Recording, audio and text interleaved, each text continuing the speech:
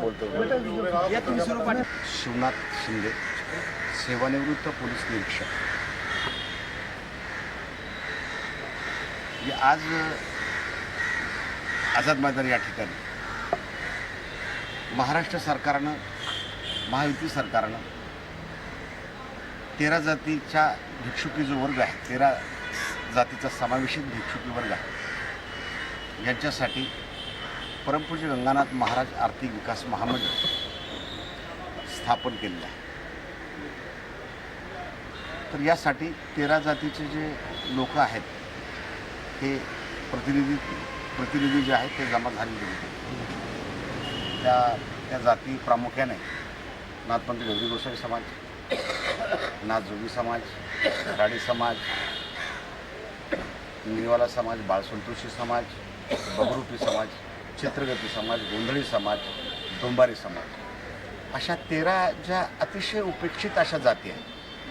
या जाती ह्या दुर्लक्षित आहेत, शासनाच्या दृष्टिकोनातून दुर्लक्षित आहेत आणि योजनेच्या दृष्टिकोनातून दुर्लक्षित आहेत. ज्या जातीनं आज पावेतो, राहायला घर नाहीत, गावात कुठल्याही उपजीविकेचं साधन नसल्यामुळं हा दररोजच भटकंती हा करणारा समाज आहे. अशा ह्या भटकंती करत असताना एकदा 2018ला 1 जुलै 18ला सोलापूर जिल्ह्यातील काही भिक्षेकरी समाजातील, नाथपंथी समाजातले लोक हे धुळे जिल्ह्यातील साक्री तालुक्यामध्ये राईनपाडा या ठिकाणी भिक्षुकी करण्यासाठी आले असता अचानकपणानं लोकांनी अफवा पसरवली बाजारामध्ये की या ठिकाणी मुले धरणारी टोळी आलेली आहे.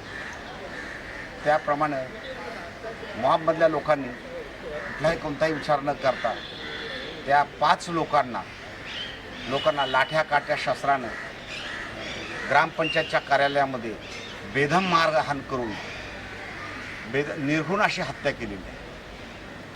अशा त्याचबरोबर नागपूर या ठिकाणी बहुरूपी समाजातील 4 बांधवांना बेदम मारहाण लाठी करून जिवंत ठार केले. हे अशा अनेक घटना महाराष्ट्रामध्ये घडलेल्या आहेत. परंतु आम्ही पोलीस खात्यातून सेवानिवृत्त झाल्यामुळे, आम्ही दोघं पोलीस खात्यामध्ये पोलीस खात्यात सेवानिवृत्त झाल्यामुळे आम्ही आता समाजाला न्याय देण्यासाठीचा प्रयत्न करतो. भारतीय संविधानाप्रमाणे त्यांचे हक्क आणि अधिकार आहेत, त्याच्यासाठी आम्ही लढत राहू. या समाजाला ज्या महामंडळ महाराष्ट्र शासनानं जे केलं त्यांचं आज आम्ही या ठिकाणी अभिनंदनाचा कार्यक्रम ठेवला. म्हणजे या ठिकाणी आजपर्यंत शासनाच्या विरोधामधले मोर्चे आंदोलन लागत असतात, पण आमचं जे आजचं जे नियोजन होतं की शासनाचा आपण गौरव करायचा, शासनाच्या धोरणाचा आपण अभिनंदन करायचं, यासाठी आम्ही 13 जातीचे लोक एकत्र झालो. यामधून अजूनही समाजाच्या काही मागण्या ज्या आहेत त्यासाठी आमचं शासनाचं लक्ष लागावं म्हणून त्यासाठी आमच्या मागण्या ह्या आहेत की ज्या महामंडळाला ज्या सवलती दिलेल्या आहेत, उदाहरणार्थ काही मंडळाला त्यांच्या समाजातील मुलांसाठी परदेशी शिक्षण, उच्च शिक्षण मोफत मिळावं अशी तरतूद आहे. पण तीसुद्धा तरतूद आमच्यासाठी पण लागू झाली पाहिजे. 50 कोटी रुपये शासनाने जे मंजूर केलेले आहेत त्याप्रमाणे त्वरित फॉर्म काढून ते वितरित केले पाहिजे, लोन वितरित केलं पाहिजे. त्याचबरोबर जे समाजामध्ये ज्या समाजाला ज्या जाचकाठी लागू केलेल्या आहेत त्या महामंडळाच्या तरतुदीमध्ये त्या शिथिल करण्यात याव्यात. आता उदाहरणार्थ हा रोजच भटकंती करणारा समाज, याला जामीनदार कोण राहणार? जामीनदाराची अट आहे की व त्याला शासकीय कर्मचारी पाहिजे. परंतु हा समाजाची लोकसंख्या 70 लाख आहे. 70 लाख समाजामध्ये 1% की शासकीय नोकर नाही, तर यांना जामीनदार कुठून राहणार? म्हणून शासनाने याबाबतीत दखल घेऊन ही अट शिथिल करावी आणि फक्त त्याला साधे जामीनदार त्यांना देण्यात यावे. या संदर्भात काही पत्र वगैरे केलं आहे? आम्ही या संदर्भामध्ये सर्वांनुमते ठराव पास केलेला आहे. आमच्या 13 जातीच्या प्रतिनिधींनी ठराव पास केलेला आहे. शासनाला आम्ही आज मागणी पण केलेली आहे. त्याचबरोबर आता शासनाचं काम आहे तत्परतेने ते या गोष्टीवर लक्ष घालावं, त्यासाठी मिटिंग आयोजित करावी. आमच्या सदस्यांना महामंडळाच्या जे आहे लोक त्यांना बोलून त्याच्याबद्दल चर्चा करावी. मी वरिष्ठ पोलीस निरीक्षक सेवानिवृत्त सुदाम शिंदे. आपला जो असा प्रश्न आहे की जे महायुती शासनाने जे आम्हाला परमपूज्य गंगानाथ महाराज आर्थिक विकास महामंडळ दिलेलं आहे, प्रथमतः मी शासनाचे आभार व्यक्त करतो. या गरीब वंचित समाजाला शासनाने विकासाच्या मुख्य प्रवाहात आणलेला आहे.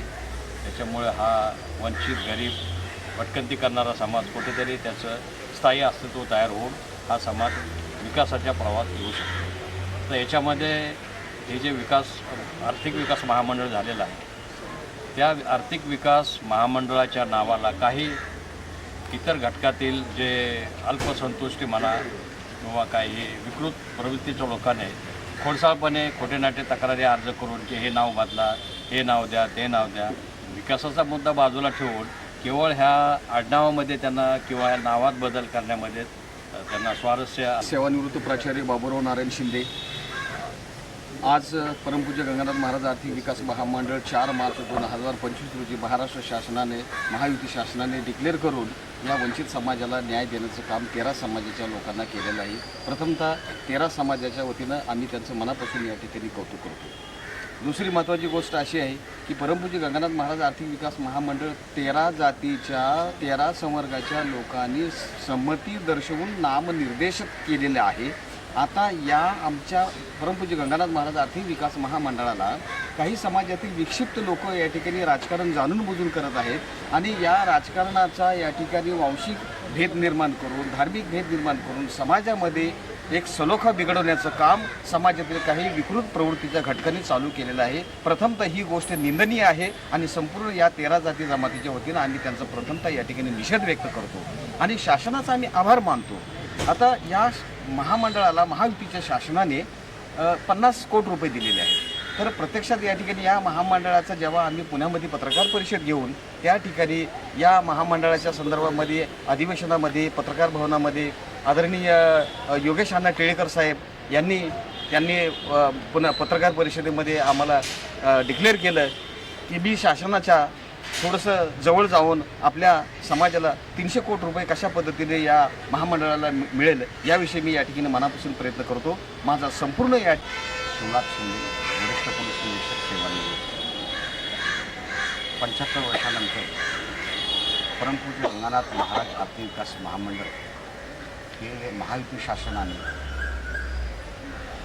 मंजूर केलेलं आहे, स्थापन केलेलं आहे. त्याबद्दल महाराष्ट्र सरकारचं, महायुतीच्या सरकारचं मी जाहीरपणानं अभिनंदन करतो की ह्या 13 जाती ज्या आहेत